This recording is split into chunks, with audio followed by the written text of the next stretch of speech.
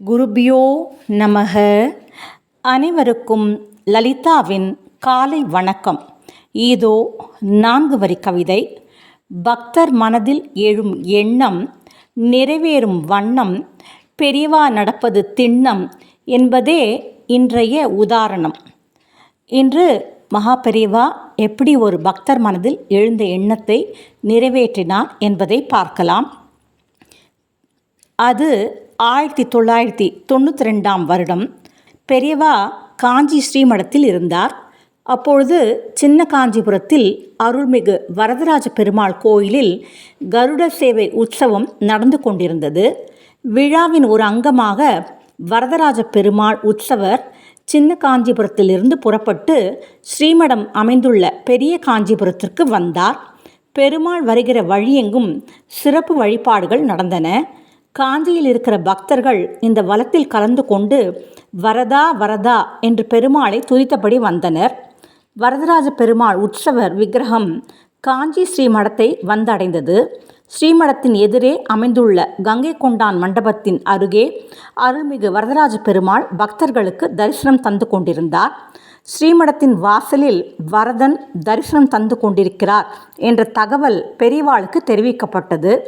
யார் உதவியையும் நாடாமல் தன் ஆசனத்திலிருந்து எழுந்தார் பெரியவா. தண்டத்தை சுமந்து கொண்டு தட்டு தடுமாறி வெளியே வந்தார். ஸ்ரீமடத்தின் வாசலில் ஓரிடத்தில் தட்டி போட்டு மறைக்கப்பட்டு ஒரு சிறு கொட்டகை காணப்பட்டது. அதற்குள் நுழைந்தார் பெரியவா. மறைப்பதற்காக கட்டப்பட்டிருந்த தென்னங்கீற்றுகளை தன் கையால் மெல்ல விளக்கினார். கண்களை இடுக்கிக் கொண்டு மூக்கு கண்ணாடி வழியே வரதராஜ பெருமாளை ஆனந்தமாக தரிசித்தார். வயதான காரணத்தாலும் ஆசாரம் மடி கெட்டுவிடக்கூடாது என்பதாலும் இந்த கூட்டத்தின் உள்ளே நுழைந்து போய் தரிசிப்பது சிரமம் என்பதாலும் இப்படி மறைந்திருந்து வரதராஜ பெருமாளை தரிசித்தார். பெரியவா வெளியே வந்து இப்படி கஷ்டப்பட்டு நின்று கொண்டு வரதரை தரிசிப்பது பலருக்கு தெரியாது. அந்த வேளையில் ஒரு அன்பர் வரதராஜ பெருமாளை தரிசித்துவிட்டு பெரியவாளை தரிசிப்பதற்காக ஸ்ரீமடத்துக்குள் நுழைந்தார். உள்ளே நுழைகிற வேளையில் கொட்டகைக்குள் தன்னந்தனியே நின்று கொண்டிருக்கிற பெரியவாளை பார்த்து விட்டார். பிரமிப்புடன் அருகே சென்று உரிய தொலைவில் நின்று வணங்கினார். தரையில் சாஷ்டாங்கமாக விழுந்து நமஸ்காரம் செய்தார். அவர் பெயர் DCA ராமானுஜம். சின்ன காஞ்சிபுரத்தில் வசித்து வருபவர். வருமான வரித்துறையில் உயர் அதிகாரியாக இருந்தவர். உள்ளூர்காரர் என்பதால் ராமானுஜத்தை பெரியவாளுக்கு நன்றாகவே தெரியும். தட்டி வைத்து மறைக்கப்பட்ட ஓரிடத்தில் கஷ்டப்பட்டு வரதராஜ பெருமாளை பெரியவா தரிசித்து கொண்டிருப்பதை பார்த்து திகைத்து போனார் ராமானுஜம். பெரியவா, ஏன் இப்படி கஷ்டப்பட்டு தரிசனம் பண்ணிட்டு இருக்கே? ஸ்ரீமடத்து வாசலுக்கு வந்த பெருமாளை அவர் கிட்டக்க போய் தரிசனம் பண்ணலாமே என்று பவ்யமாக கேட்டார் ராமானுஜம். பெரியவா குரலில் ஒரு தழுதழுப்புடன் சொன்னார், கிட்டக்க போய் தரிசனம் பண்ணலான் தான்டா நானும் நினச்சேன். எனக்கும் ஆசை. ஆனால் யார் என்னை கூட்டிகிட்டு போவா? என்னால் ஒண்டியாக போக முடியாது. வரதராஜ பெருமாள் அருகே சென்று தரிசிக்க பெரியவா மனதில் ஆசை இருந்தும் அது கைகூடாமல் இருக்கிறதே என்று கவலைப்பட்ட ராமானுஜம் அடுத்து ஒரு காரியம் செய்தார். தட்டி மறைப்புக்குள் இருந்த பெரியவாளை எப்படி பெருமாள் அருகே அழைத்து செல்வது என்று யோசித்தார் ராமானுஜம். இன்னொருவரும் சேர்ந்து தனக்கு உதவினால் அது சாத்தியப்படும் என்று உணர்ந்தார் ராமானுஜம். சுற்றுமுற்றிலும் பார்த்தார். மத்திய புலனாய்வுத்துறை பிரிவை சேர்ந்த காவல் அதிகாரி சார்லஸ் என்பவர் அங்கே காணப்பட்டார். மிஸ்டர் சார்லஸ் என்று அந்த காவல் அதிகாரி நின்று கொண்டிருந்த இடத்தை பார்த்து குரல் கொடுத்தார். திரும்பி பார்த்த சார்லஸ் என்ன விஷயம் என்று கேட்டார். விஷயத்தை சொன்னார் ராமானுஜம்.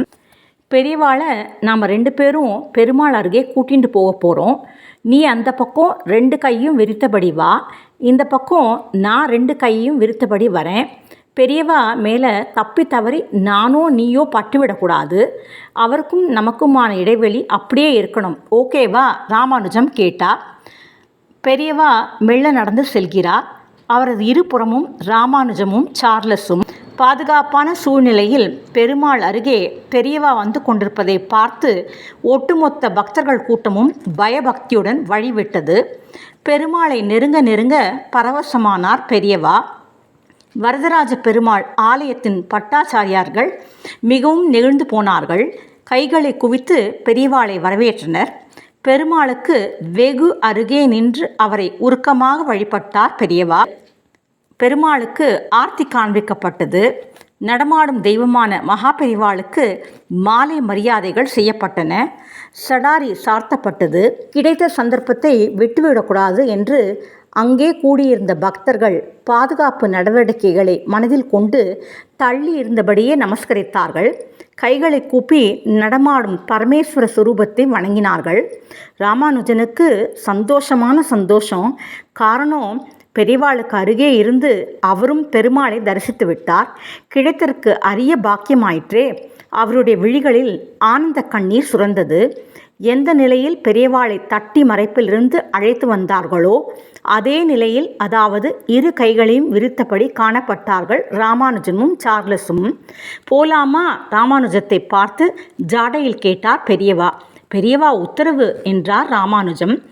கண் கொட்டாமல் பெருமாளை தரிசித்தபடி போகலாம் என்றார் பெரியவா. ஆனால் ஒரு கண்டிஷன் என்றார். சொல்லுங்கோ பெரியவா, நீங்கள் என்ன சொன்னாலும் அதன்படி நிறைவேற்ற அடியேனும் சார்லஸும் இங்கோ இருக்கோம் என்றார் ராமானுஜம். தட்டி மறைப்பிலிருந்து உங்கள் கூட வர்றப்போ பெருமாளை பார்த்துண்டு வந்தேன். அதே போல் இப்போவும் பெருமாளை பார்த்துண்டே தான் நான் வருவேன். திகைத்து போனார் ராமானுஜம். பெருமாளை பார்த்துண்டே வரணும்னா பெரியவா ரிவர்ஸில் வரணுமே. இந்த தள்ளாத வயதில் பெரியவாளுக்கு இது சாத்தியமா என்று யோசித்தார். ஒரு சில வினாடிகளுக்கு இப்படி யோசித்த ராமானுஜம், சரி, பெரியவா ஆசைப்பட்டபடியே பத்திரமா கூட்டிட்டு போயிடுவோம். எதுவும் நம்ம கையில் இல்லை, அந்த மகானுக்கு தெரியாததா என்று பெரியவாளின் திருமுகம் பார்த்தார். போகலாமா? பெருமாளுக்கு நான் முதுகு காட்டக்கூடாது. அதனால் பெருமாளை தரிசித்தபடியே பின்னால் நடந்து வருவேன். ஜாக்கிரதையாக என்னை அழைச்சிட்டு போங்கோ என்றார் பெரியவா. சார்லஸும் ராமானுஜமும் கன ஜாக்கிரதையாக நடக்க ஆரம்பித்தார்கள். பின்னாலே நடந்து வரும் அந்த நடமாடும் தெய்வத்தை பார்த்து கூடியிருந்த பக்தர்கள் தங்கள் கன்னங்களில் போட்டுக்கொண்டு தரிசித்தார்கள். பின்னாலேயே நடந்து போய் ஸ்ரீமடத்தின் வாசலை தொட்டதும் மீண்டும் ஒரு முறை இருந்த இடத்திலிருந்து பெருமாளை தரிசித்துவிட்டு திரும்பினார். விறுவிறுவென்று ஸ்ரீமடத்துக்குள் நுழைந்தார். ராமானுஜமும் சார்லஸும் பெரியவாளை பின்தொடர்ந்து சென்றார்கள். தன் இருக்கைக்கு சென்றதும் அதில் அமர்ந்து கொண்டார் பெரியவா. அருகில் இருந்த சிப்பந்திகளுக்கு ஜாடை காட்டி அழைத்தார். ஒருவருக்கு மட்டும் மரியாதை செய்தார் பெரியவா. யார் அந்த ஒருவர்? சார்லஸ். சால்வை, பழங்கள், வெற்றிலை, பாக்கு என்று விமரிசையாக மரியாதை செய்ய சொன்னார் பெரியவா. அதன்படி ஸ்ரீமடத்தின் சிப்பந்திகள் சார்லஸை உரிய முறையில் கௌரவம் செய்தார்கள். மகா பெரியவா சன்னிதானத்தில் தனக்கு கிடைத்த இந்த மரியாதையை பார்த்த சார்லஸ் நெகிழ்ந்து போனார். சால்வை மரியாதைகளுடன் வெளியேறுகிற சார்லஸை பூரிப்புடன் பார்த்து கொண்டிருந்தார் ராமானுஜம். தன் பார்வையிலிருந்து சார்லஸ் அகன்றதும் பெரியவாளின் திருமுகம் பார்த்தார் ராமானுஜம். ஏதேனும் ஒரு காரியத்துக்கு இருவர் சரிசமமாக உதவினால் அந்த உதவிக்காக சம்பந்தப்பட்ட இருவரையும் பாராட்டி கௌரவிப்புதானே முறை. ஆனால் பெரியவாளிடம் இதை கேட்க முடியுமா? பெரியவா, சார்லஸ்க்கு மரியாதை பண்ணிட்டேள், எனக்கு இன்னும் பண்ணலையே. இப்படி மனசுக்குள் தோன்றினாலும் தன் உணர்வுகளை சற்றும் வெளிக்காட்டி கொள்ளவில்லை ராமானுஜம். நடமாடும் தெய்வமான மகா பெரியவாளுக்கு இது தெரியாதா? அண்ட சராசரத்தையும் பஞ்சபூதங்களையும் தன் கட்டுக்குள் வைத்திருக்கும் கலியுக தெய்வமாயிற்றே அவர். இப்போ உன்னோட மனசில் என்ன தோன்றது என்று கேட்டார். ராமானுஜத்திடம் இது பதில் இல்லை. ராமானுஜத்தின் மௌனத்தை பார்த்துவிட்டு பெரியவா சொன்னார், என்னடா அவனுக்கு மட்டும் சால்வை போர்த்தி கௌரவம் பண்ணா, நமக்கு பண்ணலேன்னு உனக்கு தோணித்து இல்லையா? மனதில் உள்ளதை சட்டென்று சொல்லிவிட்ட பின்னால் பூசி மெழுகுவது பலனில்லை. சற்றே நெளிந்த ராமானுஜம், ஆமாம் பெரியவா என்றார் ஏக்கத்துடன். சிரித்தார் பெரியவா. நீ என்னை சேர்ந்தவன்டா, உனக்கு எதுக்கு இங்கே நான் கொடுக்கிற மரியாதையெல்லாம் என்றாரே பார்க்க வேண்டும். பெரியவா சொன்ன இந்த வார்த்தைகளை கேட்டதும் ஏகத்துக்கும் பூரித்து போனார் ராமானுஜம். பெரியவாளிடமிருந்து மரியாதை கிடைத்திருந்தாலும் இத்தனை சந்தோஷம் கிடைத்திருக்காது. அதைவிட ஒசத்தி பெரியவா சொன்ன இந்த வார்த்தைகள். இதுவே போதும், ஆயுசு முழுக்க ஒரு ஆனந்தத்தை தரும் என்று நெகிழ்ந்து போனார். தனக்கு இப்படிப்பட்ட ஒரு அனுகிரகமா என்று பரவசப்பட்ட ராமானுஜம், வாஸ்தவம் பெரியவா என்று சொல்லிவிட்டு சாஷ்டாங்க நமஸ்காரம் செய்தார். பிறகு புறப்படுறேன் பெரியவா என்று மகானிடமிருந்து உத்தரவு பெற்றுக்கொண்டு வெளியே வந்தார். ஸ்ரீமடத்தின் வாசலில் இருந்த வரதராஜ பெருமாள் சின்ன காஞ்சிபுரம் புறப்பட தயாராக இருந்தார். பட்டாச்சாரியார்கள் அதற்கான ஏற்பாடுகளை செய்து கொண்டிருந்தனர். கோலாகலமாக புறப்பட்டது பெருமாள் வலம். திரளான பக்தர்கள் வரதா வரதா என்று பக்தி பெருக்குடன் கோஷமிட்டபடி இந்த வலத்துடன் செல்ல துவங்கினார்கள். பக்தர்கள் கூட்டத்தோடு கூட்டமாக கலந்தார் ராமானுஜம். கைகளை கூப்பியபடி பெருமாள் பாசுரம் சொல்லிய வண்ணம் நடந்தார் ராமானுஜம். சின்ன காஞ்சிபுரம் வரதராஜ பெருமாள் ஆலயத்தை அடைவதற்கு சுமார் 1 மணி நேரத்துக்கு மேல் பிடித்தது. ஆலயத்துக்குள் நுழைவதற்கு முன் அங்குள்ள 16 கால் மண்டபத்தில் தாங்கு கட்டைகளை போட்டு பெருமாளை நிறுத்தினார்கள். குடை போடுதல் என்று சொல்லப்படுகிற ஒரு மரியாதை அங்கே நடக்கும். வலத்தில் கலந்து கொண்டிருந்த பக்தர்கள் அனைவரும் உற்சவர் பெருமாளுக்கு இங்கே நடக்கிற வழிபாடுகளை தரிசிக்க வேண்டும் என்பதற்காக, வரதரின் திருமுகத்தை பார்க்க வேண்டும் என்பதற்காகவும் முன்பக்கம் வந்து கூடினார்கள். இந்த கூட்டத்தில் ராமானுஜமும் காணப்பட்டார்.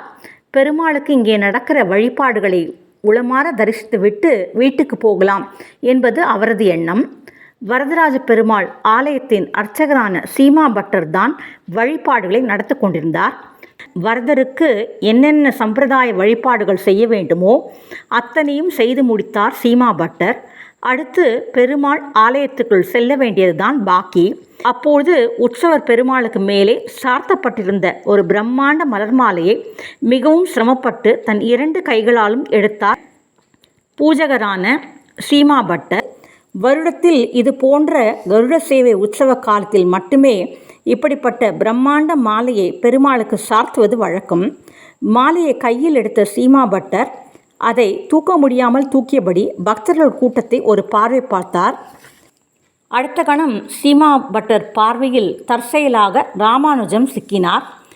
ராமானுஜம், இங்கே வா என்று அவரை பார்த்து பெருங்குரல் கொடுத்தார். தன்னையா அழைக்கிறார் என்று குழம்பினார் ராமானுஜம். ராமானுஜத்தின் குழப்பத்தை பார்த்த சீமா பட்டர், இன்கம் டேக்ஸ் ராமானுஜம், இங்கே வா என்று பெருங்குரல் எடுத்து அழைத்தார். சீமா பட்டரை நன்றாக அறிந்திருந்தாலும் இந்த நேரத்தில் தன் பெயரை சொல்லி ஏன் அழைக்கிறார் என்று ராமானுஜத்துக்கு புரியவில்லை. உற்சவரை நோக்கி வேக வேகமாக நடந்து போனார். அருகே போனார். என்ன மாமா, எதுக்கு கூப்பிட்டேள்? ஏதாவது ஒத்தாசை வேணுமா என்று வினயமாக கேட்டார். ஒருவேளை பெருமாளை ஆலயத்திற்குள் கொண்டு செல்வதற்கு ஏதேனும் உதவி தேவைப்படும் போலிருக்கிறது என்று நினைத்து விட்டார் ராமானுஜம். ஒத்தாசை வேணாம், ஒன்று வேணாம், கிட்டக்க வாடா என்றார் சீமா பட்டர். பட்டரையும் பெருமாளையும் நெருங்கினார். உற்சவர் வரதராஜ பெருமாளுக்கு வெகு அருகே நின்றார். பெருமாளை இத்தனை அருகே நின்று தரிசிக்கிற போது பரவசப்பட்டு போனார் ராமானுஜம். அவரது கண்களிலிருந்து நீர்த்துளிகள் வெளிப்பட்டன. உற்சவர் பெருமாளை பார்த்து ஒரு முறை வணங்கிவிட்டு, ராமானுஜம், இது பெருமாள் மரியாதைடா என்று சொல்லிவிட்டு அந்த பிரம்மாண்ட மாலையை ராமானுஜம் கழுத்தில் போட்டார். அப்போது சீமா பட்டர் சொன்னார், இந்த மாலையை யாருக்காவது போடலாமேன்னு கூட்டத்தை பார்த்தேன், நீ என் கண்ணில் பட்ட, அதான். தன் கழுத்தில் அத்தனை பெரிய மாலை விழுந்தவுடன் எடை தாங்க முடியாமல் தடுமாறி விழுந்து விடுவோமோ என்று திகைத்து ராமானுஜம் கஷ்டப்பட்டு நிதானத்திற்கு வந்தார். கண்கள் பணிக்க உற்சவரையும் சீமா பட்டரையும் மாறி மாறி பார்த்து கைகளை கூப்பி நன்றி சொன்னார் ராமானுஜம். பார்வையிலிருந்து பெருமாள் மறைந்ததும் ராமானுஜத்தின் நினைவுக்கு சற்றென்று வந்தார் பெரியவா. பெரியவா ஆசை இல்லாமல் இத்தனை பெரிய மாலை பெருமாள் கழுத்திலிருந்து தன் கழுத்திற்கு வந்திருக்க முடியாது என்பதில் உறுதியான நம்பிக்கை அவருக்கு. ஸ்ரீமடத்தின் வாசலில் அவரை அழைத்து சென்று உள்ளுக்குள் கொண்டு சென்று விட்ட ஸ்டார்லஸுக்கு மரியாதை செய்தவுடன் அந்த மரியாதை தனக்கு கிடைக்கவில்லையே என்று ராமானுஜம் ஏங்கியது உண்மை. ஆனால் உனக்கான மரியாதை இங்கேலடா, இதைவிட பெரிய மரியாதை வரதராஜ பெருமாள் கோயில் வாசலில் காத்துன்றிருக்கு, அங்கே போ என்று சொல்லாமல் பெரியவா அனுப்பிவிட்டாரோ? அந்த நடமாடும் தெய்வம்தான் வரதராஜ பெருமாள் ஆலயத்தில் இப்படி ஒரு லீலையை நிகழ்த்தி இருக்கிறாரோ? நிகழ்ச்சியின் உச்சத்தில் உடைந்து போனார் ராமானுஜம். இத்தனை பெரிய மாலையை திரளான பக்தர்கள் கூடியிருக்கிற வேளையில் தன் கழுத்தில் விழச் செய்திருக்கிறாரே பெரியவா என்று ஸ்ரீமடம் இருக்கும் திசை நோக்கி வணங்கினார். மாலையை தூக்க முடியாமல் தன் வீட்டுக்கு எடுத்து சென்றார். வீட்டுக்குள் நுழைந்ததும் பெருமாள் மற்றும் பெரியவா பிரசாதமாக கிடைத்த மாலையை கூடத்தில் 5 தூண்களை சுற்றி கட்டினார். இல்லத்தில் இருக்கிற ஒவ்வொருவரும் அந்த மாலையை தொட்டு வணங்கினர். சும்மாவா, குரு அருளும் திரு அருளும் நிரம்பிய மாலை ஆயிற்றே அது. இப்படி தனக்கு மரியாதை கிடைக்கவில்லை என்று ஏங்கிய ஒரு பக்தருக்கு பெரும் மரியாதை அளித்த மகா பெரியவா பாதங்கள் பணிந்து, இந்த நாள் உங்கள் எல்லோருக்கும் மிகவும் நல்ல நாளாக அமைய வேண்டும் என்று சிவஸ்வரூபமான அவரை பிரார்த்தித்து, ஜெய ஜெய சங்கர ஹரஹர சங்கர, ஜெய ஜெய சங்கர ஹரஹர சங்கர, ஜெய ஜெய சங்கர ஹரஹர சங்கர என்று கூறி என் உரையை முடித்து கொள்கிறேன்.